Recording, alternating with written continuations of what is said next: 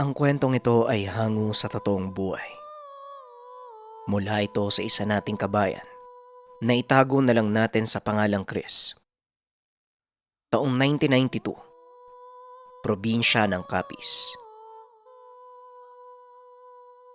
Nang mga panong ito, naninirahan sa Maynila itong si Chris at ni minsan hindi nakatapak sa probinsya ng mga magulang sa Capiz.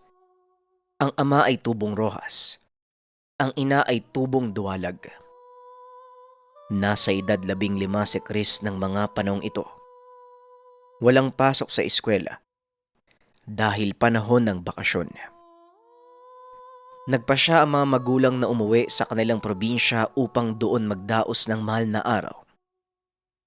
Ito ang unang beses na uuwi sila kasama si Chris. At dahil dito, isang pangyayari ang lubusang nakapagpabago ng buhay ng binata. Lumaki sa katolikong pamilya itong si Chris. Minulat siya sa mga pamahiin ng mga matatanda. Ngunit ganun pa man, hindi basta-basta naniniwala ang binata, lalo pa kung hindi siya mismo ang makakakita. Chris anak, nakahanda na ba ang lahat ng dadalhin mo? Maaga pa tayo aalis bukas. Tanong ng tatay ni Chris, na ang pangalan ay Mang Dindo. Opo, tay. Nailagay ko na po sa bag lahat ng mga dadalhin kong gamit. Nga po pala, tay. Malayo po ba yung probinsya yon ni nanay? Tugon ni Chris. Sumagot naman sa usapan ng ina na ang pangalan ay Aling Gina. Oo anak, pero siguro mahigit 8 oras yung biyahe sa barko. Huwag kang mag-alala. Siguradong magugustuhan mo yung lugar lalo na sa bahay ng papa mo. Napangiti ang binata at nakaramdam ng pagkasabik. Kinabukasan ay maaga itong nagising. Pagkatapos kumain ng agahan, agad na ding umalis ang mag-anak. Sa loob ng mahabang biyahe sakay ng barko, ni minsan ay hindi nakatulog ang binata. Iniisip nito kung ano ang daratnan sa lugar at kung sino ang mga makikilala. Gabi na nang dumating sa probinsya ng Capiz ang barko. Sinundo sila ng kapatid ni Mang Dindo na ang pangalan ay Kadoy. Hindi kumikibo si Chris ng mga sandaling iyon dahil wala itong nauunawaan sa mga pinag-uusapan ng kanyang mga magulang. Manong, ito ba yung anak mo? Aba, binata na pala. Chris ang pangalan mo, hindi ba? Ako nga pala ang Uncle Kadoy mo. Pagpapakilala ni Kadoy. Nakahinga ng maluwag si Chris dahil inakala niyang hindi marunong magtagalog ang syuhin. Agad nitong inabot ang kamay ni Kadoy upang magmano. Opo, Chris po ang pangalan ko. Mano po, uncle? Hinawakan ni Kadoy ang ulo ng binata at muling nagsalita. Kawaan ka ng Diyos. Nakikita kong pinalaki kang mabait ng mga magulang mo ah. O siya Manong Dindo, umuwi na tayo. Nag-aantay sa inyo si Papang at Mamang. Hindi kalayuan sa pantalan ang bahay ni Mang Dindo. Katunayan, 15 minuto lang ang naging biyahe nila bago tuluyang makarating sa mismong baryo. Hindi naman natuwa si Chris sa biyahe dahil gabi na at hindi nito nakita ang tanawin sa paligid. Pagbaba ng sasakyan, agad silang sinalubong ng mga kaanak kung sino-sino ang bumati sa kanila. Ngunit walang naiintindihan ang binata sa mga sinasabi ng mga kamag-anak. Pumasok sila sa tahanan at dito nasilayan ni Chris ang dalawang matanda. Sa isip ng binata, ito ang mga magulang ng kanyang ama. Dali-daling ibinaba ang dalang bag. Lumapit upang magbigay galang sa mga ito. Mano po? Lolo, lola. Ako po si Chris. Kumusta po kayo? Napangiti ang dalawang matanda. isa-isang nagpakilala. Ako ang imo lolo Pidyo. Baw kadako ron kanimo. Wika ng matandang lalaki. Nang ibig sabihin, ako ang lolo Pidyo mo. Ang laki mo na pala. Napalingon si Chris sa mga magulang dahil hindi nito naintindihan ang sinabi ng matanda. Pasensya na gintay, ay hindi siya kabalo magilunggo. Wika ni Mang Dindo na ang ibig sabihin ay pasensya na tatay. Hindi siya nakakaintindi ng Ilonggo. Tumawa naman ng malakas ang matanda at niyakap si Chris. Medyo malalim na ang gabi ng mga sandaling iyon. Dali-daling ipinag-utos ng matanda na isara ang lahat ng bintana at pintuan sa kadahilan ng baka may kung sinong dumalaw sa kanilang mga panauhin. Manong Dindo, pasunurin mo sa akin si Chris. May bibigay lang ako sa kanya. Mahirap na. Baka pagkadiskitan ng mga malaking ginhawa yan dito. Wika ni Kadoy. Ang ibig sabihin ng malayang ginhawa, masasamang elemento. O sige, anak. Sumama ka sandali sa uncle mo. May bibigay daw sa'yo. Dali-daling sumama si Chris sa chewin. Pagdating sa kwarto, naupo ito sa kama at kinuha ang maliit na baul na nakatago sa ilalim ng unan. Halika dito Chris, maupo ka sa tabi ko. Eto, isuot mo ang kwintas. Pangproteksyon laban sa masasamang elemento sa paligid. Huwag na huwag mong tatanggalin yan ha, kahit naliligo ka. Taglabong pa naman ngayon. Wika ni Kadoy. Nalabis namang ipinagtaka ng binata. Ano pong ibig sabihin ng taglabong, uncle? Saka ano po bang meron pag ganun? Tanong ni Chris. Pinaliwanag ng tiyuhin ang tungkol dito. Ayon kay Kadoy, ang taglabong ay panahon ng paglabas ng mga bagong sibol na kawayan o labong. Sinasabi ding sa panahong ito, aktibo ang mga elemento, lalo na ang mga aswang. Ito ang panahon kung saan nagpupunta ang mga kabataan sa gubat upang manguha ng labong para ibenta o kainin. Natawa ang binata sa sinabi ng tiyuhin dahil nga sa hindi naniniwala sa mga aswang. Uncle naman ang tanda-tanda mo na. Naniniwala ka pa sa mga ganyan? Naging seryoso ang mukha ni Kadoy. Napawi din ang ngiti sa mukha ng binata. Sundin mo na lang ang sinasabi ko sa iyo, Chris. Dahil naranasan ko na ang lahat ng yan. Sige na, matulog ka na. Maaga pa tayong babiyahe bukas papunta sa Dumalag. Agad siyang lumabas sa kwarto ng binata. Medyo napaisip ito sa sinabi ng tiyuhin. Kinabukasan habang nasa biyahe, hindi nito napigilan ang sariling magtanong sa ama tungkol sa kwento ni Kadoy. Atay, may itatanong lang po sana ako. Kasi kagabi, may sinabi po sa akin si Tio Kadoy tungkol daw sa mga elemento. Binigay niya po sa akin yung kwintas na to, pangontra daw po sa mga aswang. Totoo po ba yun? Tanong ni Chris. Hindi nito inaasahan ang sagot ng ama. Kung kay Uncle Kadoy mo nang galing ang kwento, paniwalaan mo anak. Totoo ang lahat ng yon. Ang Tia Elsa mo, kung naaalala mo, yung sinabi ko sa yung kapatid namin na namatay, kinuha siya ng mga aswang. At kasama niya ng mga sandaling iyon ng tiyuhin mo. Nanlaki ang mga mata ni Chris. Bigla itong nanahimik at bahagyang nakaramdam ng takot. Ibinaling ng binata ang atensyon sa taniman. Medyo mabundok ang daang tinahak nila papunta sa Dumalag. Maganda ang tanawin, kaya kahit papano nawala ang takot na nararamdaman ni Chris. Pagdating sa Dumalag, Agad silang sinalubong ng mga kaanak sa side ng kanyang ina. Kabilang dito ang tiyuhi na ang pangalan ay Eliseo. Mabuti naman at nakauwi kayo, Manong Dindo. Mahabang panahon din kayo nagbakasyon Tara, nag-aantay sa loob si nanay at tatay. Hindi nila alam na pupunta kayo kaya siguradong magugulat ang mga yon. Wika ni Eliseo. Pagpasok ng bahay ay sinalubong si Chris ng kakaibang takot.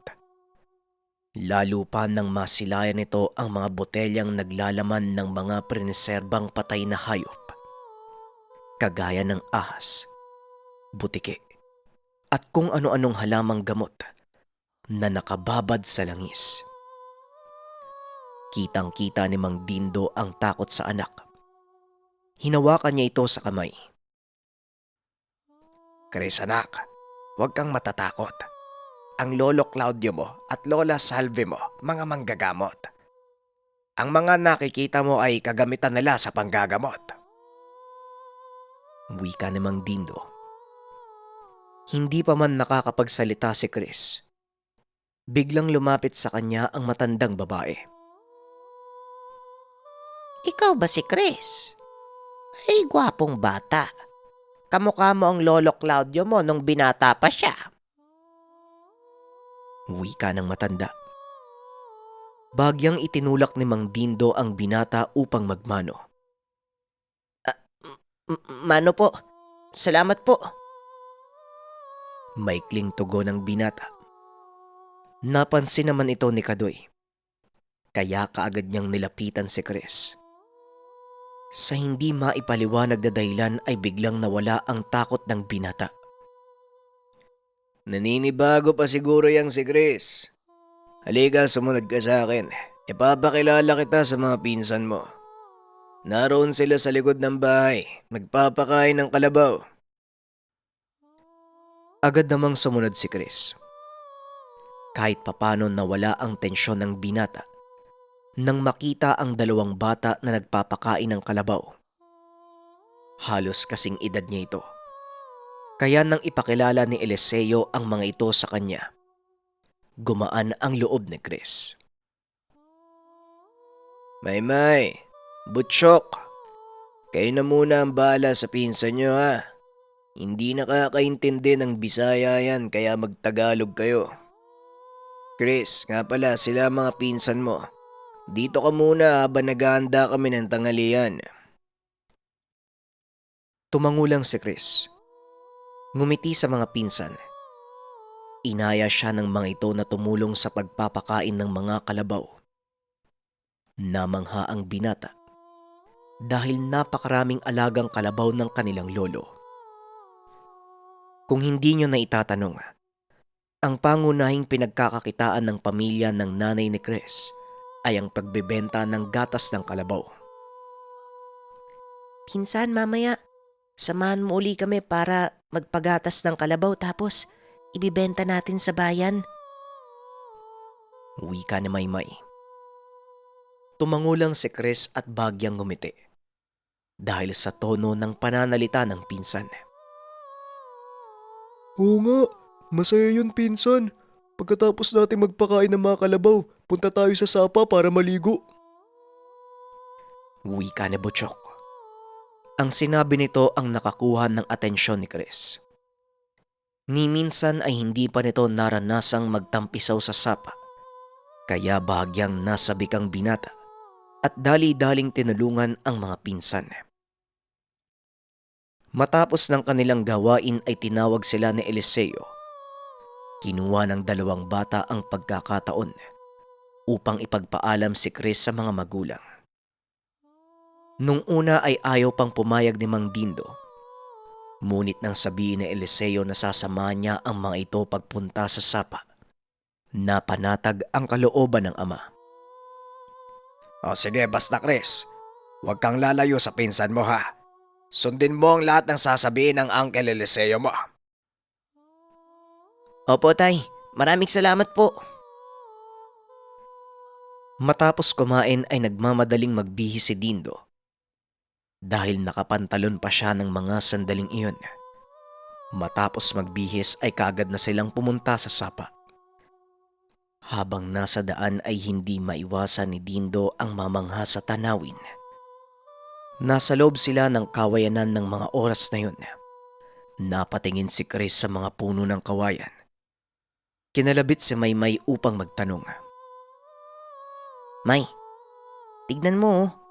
May kung anong lumalabas sa mga puno ng kawayan. Anong tawag dyan? Nilingon ito ni Maymay at tumugon. Ayan ba? Bakit? Ngayon ka lang ba nakakita ng labong? Tanong ni Maymay. Ah, yan pala yung itsura ng labong, patulis. May mga balahibo. Natawa ang dalawa sa naging reaksyon ni Chris. O pinsan, labong ang tawag dyan. Palibasa kasi sa Maynila ka lumaki. Kaya hindi mo alam yung tungkol sa mga ganyan. Alam nyo, may sinabi sa akin si Uncle Kadoy tungkol sa labong eh. Ayon sa kanya, lumalabas daw ang mga aswang sa tuwing tumutubo ang mga yan. Biglang napahinto sa paglalakad si Eliseo nang marinig ang sinabi nito. Tama ka, Chris. Totoo ang sinabi ng tiyuhin mo. Sa katunayan, namatay ang kapatid niya dahil sa aswang. Dito napagtanto ng binata na totoo ang sinabi ng kanyang ama. Muling nagbalik ang takot sa isipan ng binata, kaya pinili nitong wag tumuloy sa pupuntahan. Ngunit wala na siyang magawa dahil natatanaw na nila ang sapa. Ano ka ba? Halika na, maligo na lang tayo. Huwag kang mag-alala, kasama natin si Uncle Eliseo, malakas yan. Saka may mga pangontra siya sa aswang kaya walang lalapit sa atin dito. Wika ni Butchok. Sakto namang naghubad na ng damit si Eliseo. Kaya nakita nito ang ilang kwintas na suot ng tiyuhin.